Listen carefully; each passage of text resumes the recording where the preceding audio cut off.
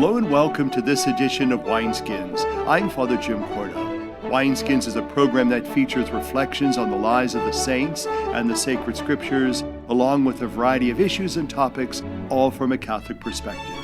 Wineskins is brought to you through the annual Diocesan Appeal, the Catholic Communication Campaign, and St. Paul's Catholic Books and Gifts, a division of the Society of St. Paul. On our program today, I will interview Father Jack Lavelle. We will also hear more information on St. Patrick, and today, as the Church celebrates a Second Sunday of Lent, we will get a deeper insight into those particular Sunday readings. That and more on Wineskins. Catholic Charities is an important part of the life of the Church and her members. To share with us an important issue is Nancy Voitus. With me again is Nancy Voitus, who is Executive Director of Catholic Charities for Mahoning, Columbiana, and Trumbull counties. Welcome back to our show. Thank you. Thank you for having me. You know, this is a critical opportunity for us to talk about the annual Diocesan Appeal, which really helps to promote and fund Catholic Charities in a tremendous way. And it really kind of goes back over the years. It was called the Bishop's Appeal or Catholic Charities. Now it's the annual Diocesan Appeal, because not only does it serve Catholic Charities, but the diocese in a greater regard. Let's talk how it serves your agency in those three counties. So the annual Diocesan Appeal is a critical piece of funding for the agencies in the diocese, not only mine, but for all 6 counties. For us, it's an important piece. It's almost 38% of our total budget, which is significant. We've got about a $2.5 million budget. So it's important because it leverages funds that we can get, whether from local grants or state grants or federal dollars, things that we like to keep our funds focused on the services that we're providing that we think are the essential core services to serve the area. But it takes funds, it takes money, it takes resources to operate these services and to provide help out in those communities. Let's talk about, in particular, some of those services that the Catholic Charities Appeal does help. So our largest program, and probably the one that we're most noted for, is what we call basic needs or emergency assistance. And number 1 and number 2 requests in that area are rent and utilities. So what we always refer to as stable housing, just helping people stabilize their home situation, whether it's rent, whether it's sometimes mortgage, preventing foreclosure, whether it's keeping a utility on, or helping somebody get into housing and making sure that they are starting with a clean slate so that they can go forward. It's doing budgeting with people. We're trying to do more of that because we can't help people forever. We can help them through a crisis, but our goal is to get them self-sufficient, help them with how they can stabilize their situation. If we help you this month, what are you doing next month? So asking those critical questions. That's our basic, very important program that we do. Along the tails of that is working with homeless. Also, we get a lot of calls from people who are homeless. And homeless means a lot of different things. It can mean somebody truly homeless living on the street, living in a mission, living in a shelter, or it can mean somebody that's kind of couch surfing. People are putting them up place to place, but they don't have their own home. People are just out of the goodness of their heart letting them stay with them. So that's part of our programming. That's a large piece of it. We also help people sign up for Social Security. We have some programs that reach out to seniors in their home. In Trumbull County, we provide transportation for seniors. We do some pre-purchase. We're part of a program with the City of Youngstown called At Home, where we're helping people purchase homes in the City of Youngstown through grant funding. So that's a new program that's really growing. It's something that's really trying to encourage home ownership and give people a hand with that. A lot of the people that Catholic Charities helps are not repeat people. Right. A lot of people come because they're in a desperate situation. They've been working, they're still working, but yet they can't make ends meet. Right. So it's some of those people that really don't always want to reach out, but they're desperate. Right. Exactly. I think sometimes a perspective that people think that we're just helping these long-term people that are living off of welfare and we're just, and that, I mean, do we get people that are chronically in the situation they're in? Yes, but we see a lot of people who are, like you said, they're in a new situation. They've never had to ask for help before. They've had some kind of situation that's occurred where they cannot, they just can't make ends meet or they've lost their job. I mean, we saw that this year with this explosion in downtown Youngstown, people getting into situations that they never dreamed that they were going to be in. And we hear a lot of people say, I used to always give to Catholic Charities or to United Way, and now I'm asking for help.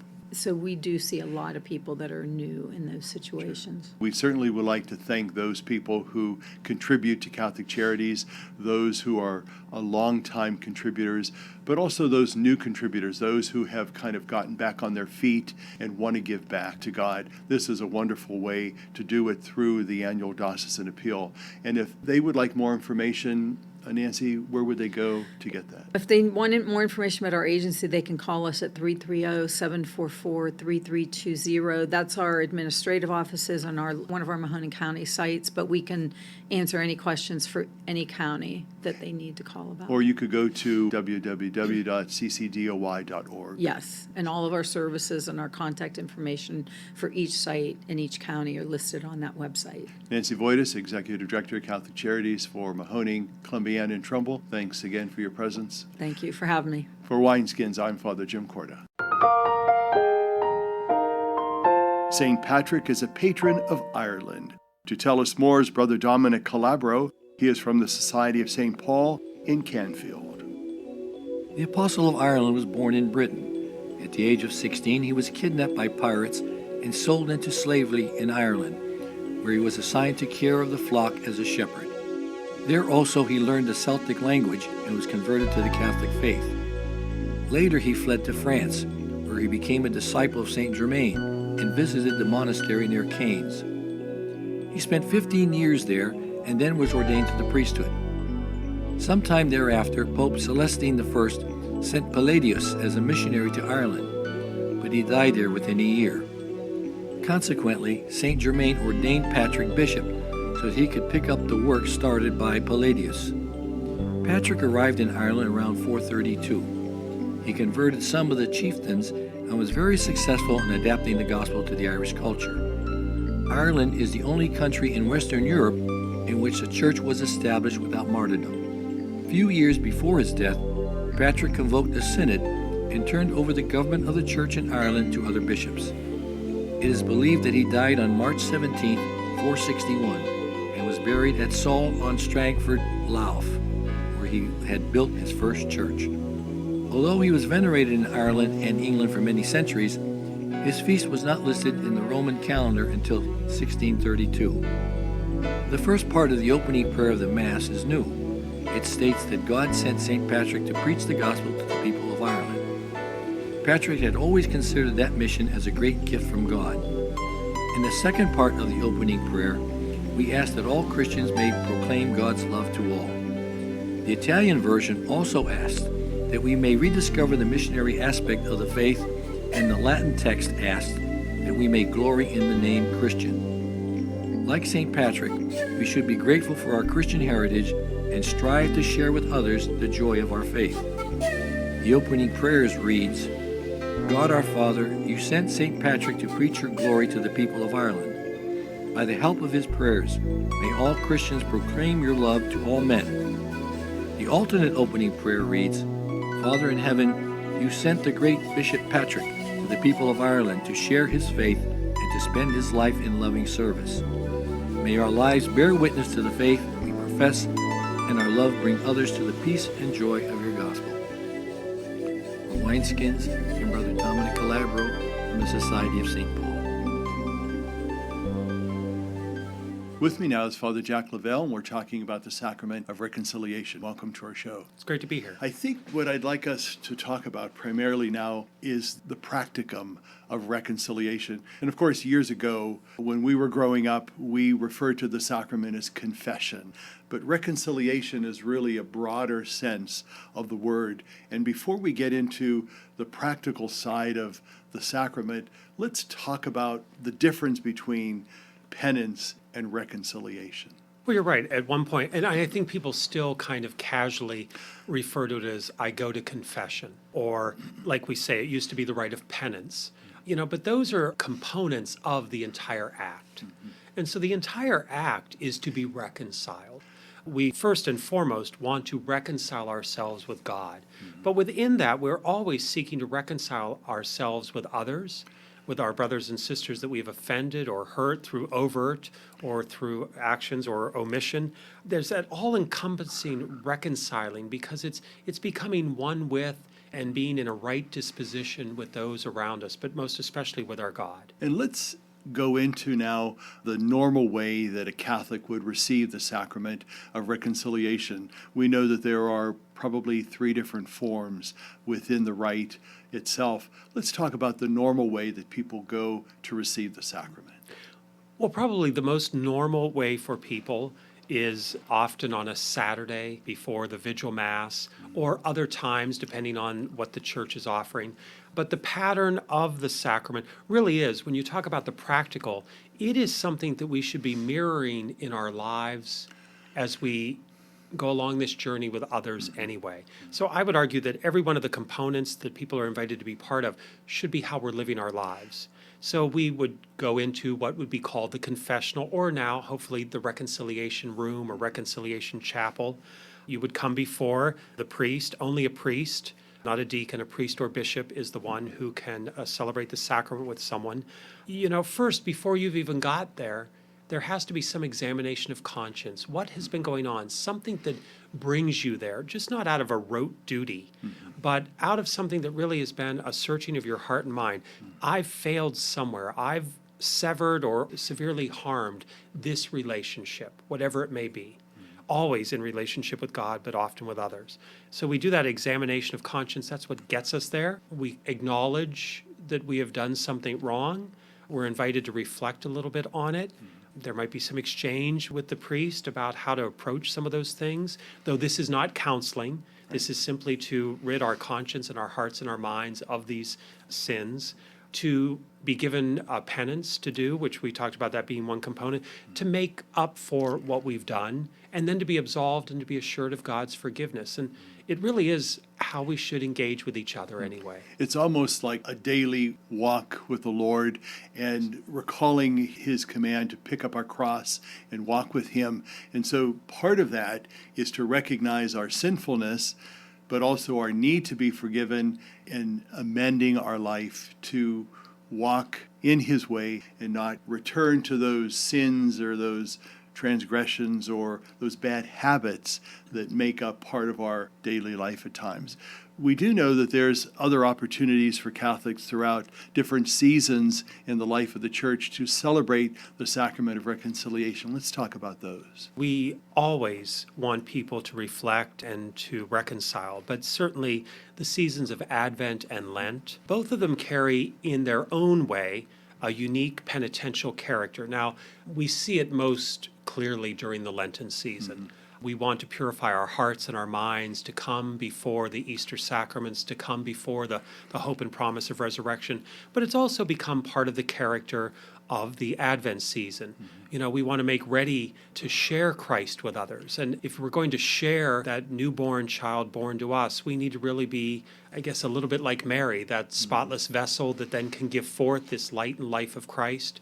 So both of them carry that penitential character of wanting to just not so much rid ourselves of our sins, but to reconcile ourselves to God's ever-present love and mercy. We do know that there's an extraordinary form of reconciliation that's not used often.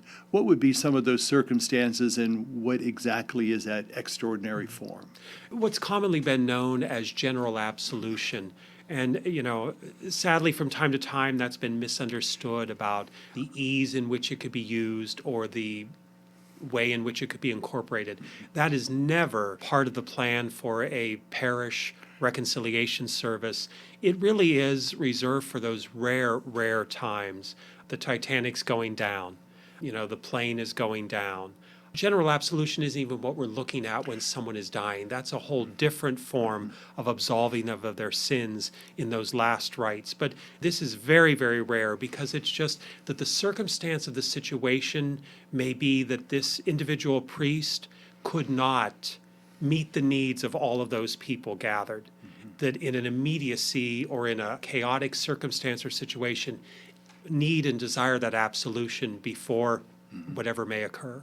One thing I'd like us to talk about is something that you and I have experienced and many priests have experienced in the Sacrament of Reconciliation, and that is someone coming to receive the sacrament, and the first thing they say is, well, I really don't have any sins to confess. Is that a fallacy, or is that true? Or how do we approach something like that? Because we are all sinful people in different ways and to different degrees. Well, you're absolutely right. And I would say, to go back to the premise of your question, yes, it's a fallacy. We all commit sins. I think we have gone, it's like a pendulum swings. I think there is sometimes a very unhealthy affection for sin, that people can't see their way out of it. They become what we would refer to as rather scrupulous. They see sin in everything, and they want to go to confession constantly. I would say that that is a problem. But we have that pendulum swings. Well, then if that's a problem, well, then I have no sins. We try to teach second graders getting ready for the sacrament the difference between a mistake and purposely doing something. But then you have parents that don't want their children to be seen as sinning, so they don't sin. Well, we all make mistakes. The word sin really could be connected to the Hebrew hatah, which was simply to miss the mark. So if we look at that, in our daily lives, we all miss the mark. There's always something we could be doing. And in the confessional, in the reconciliation experience, I don't want to beat people up about what we would call sins of omission, but when we start to go down that path of I do nothing wrong, I do nothing wrong, I do nothing wrong, well, there are things we could be doing to help the lives and the situation of others. So I would say, yes, we always have certain sins. We need to be aware of how we overcome that and how we reconcile with it. What would you encourage the folks that are with us who are Catholic, who rarely receive the Sacrament of Reconciliation, to do in that case? I would invite everyone to spend a little time in prayer, to do that examination of conscience, but then also recognize that it is not a threatening or a burdensome activity. I would go back to what we should be doing with people all the time. It gnaws at us when we've done something wrong. You have to really have no conscience not to sit back and say, I wish I wouldn't have said that, or I wish I wouldn't have done that. We just don't have the courage sometimes to go and say we're sorry because we don't want to acknowledge fault. God knows what we've done. The easiest thing is to go into that opportunity of reconciliation and know that you will hear you are forgiven. Because God already knows what we've done. He already wants to forgive us. We need to make that step. Amen. For more information, you can go to catholicecho.org. Stay with us. We'll be back in a moment. It's time for Patron Saints of the Diocese of Youngstown with your Bishop, David J. Bonner. Saint Angela Merici was an orphan who founded the Company of Saint Ursula in Italy in the year 1535. They were the first Catholic religious order of women dedicated to education, now known as the Ursulines. She is a patron saint of sickness, physically challenged people, those grieving the loss of parents, as well as St. Angela Merici Parish in Youngstown, Ursuline High School, and the Ursuline Sisters of Youngstown. Her feast day is January 27th. So happy Feast of St. Angela Merici to our friends and sisters in Youngstown. St. Angela Merici, pray for us.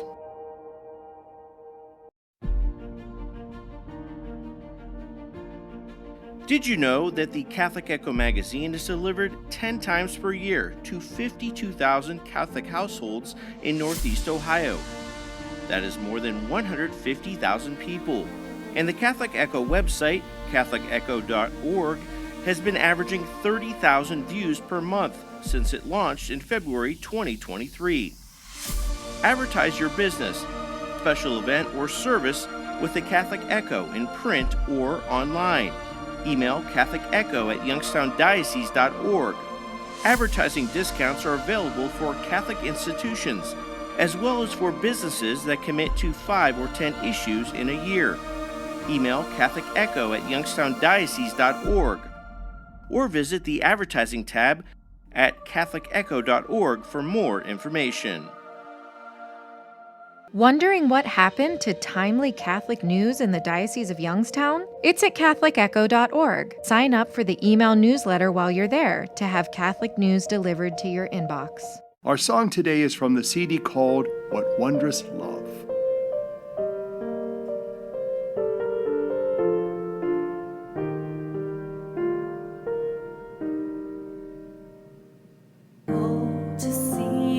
the dawn of the darkest day, Christ on the road to Calvary, tried by sinful men, torn and beaten men, nailed to a cross of wood. This the power of the cross. Christ became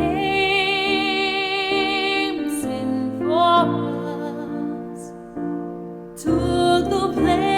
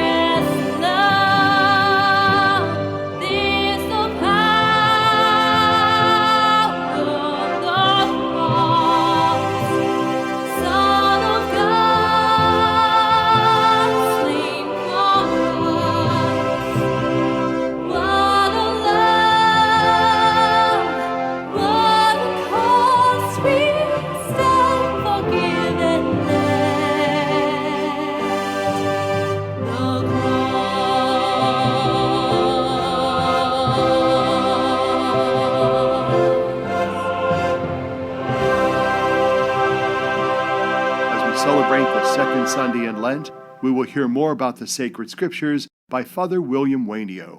He is parochial vicar at Kent State Newman Center and St. Patrick Church, both in Kent. When I was a student in seminary, one of my professors would often use the words that we hear St. Peter use today. It is good for us to be here. Peter's words on the mountain, Master, it is good that we are here, capture a deep truth about encountering God. In that moment of glory, as Jesus was transfigured before them, Peter wanted to remain there, to hold on to the beauty and the peace of Christ's radiance. We too experience moments of grace, time in prayer, at Mass, or in the presence of loved ones, when we sense God's nearness to us. Like Peter, we recognize it is good to be here. But just as the disciples could not stay on the mountain, we are also called to take what we receive and to bring it out into the world. I believe that's why my professor in seminary always reminded us of the words of Peter on the mountain.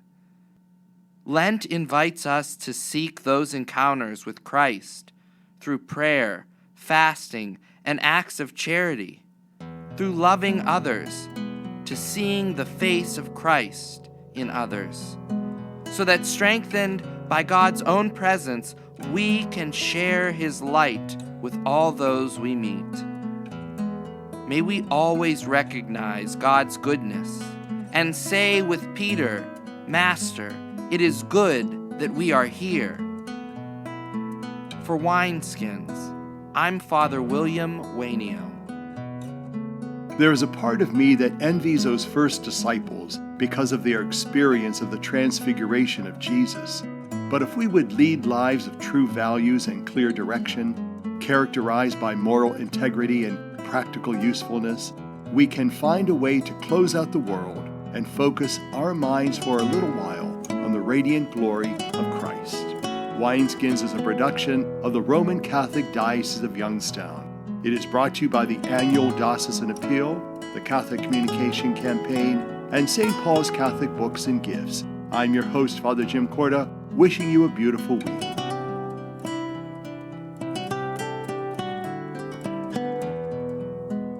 What have you done for your marriage today? I gave my wife a hug this morning. I told her I love her. I did her hair this morning. I think it looks pretty good. I cooked my husband's favorite breakfast. I bought her an orchid. What have I done for my marriage today? I sent my husband a love email. I read the newspaper to my wife, and it cracked her up.